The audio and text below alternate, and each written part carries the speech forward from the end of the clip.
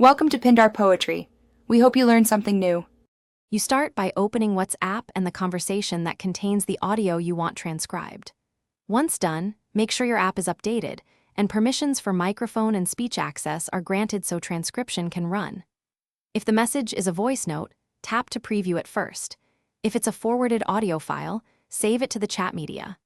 You do this to avoid permission errors and to ensure the correct file is ready for the transcription step that follows. You now initiate the actual transcription. Long press the voice note and select Transcribe or Share, depending on your device. Once shared, pick the built-in option or a third-party service. Choose this based on accuracy and privacy.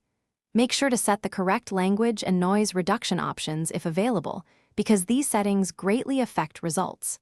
Then start the transcription, watch progress indicators, and stay patient, since longer clips take more time, but produce better context-aware text.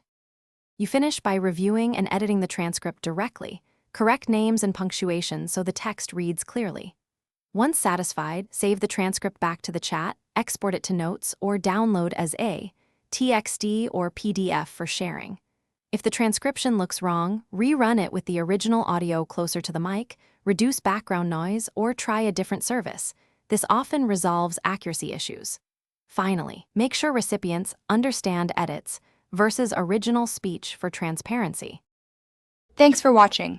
Consider subscribing if we helped you.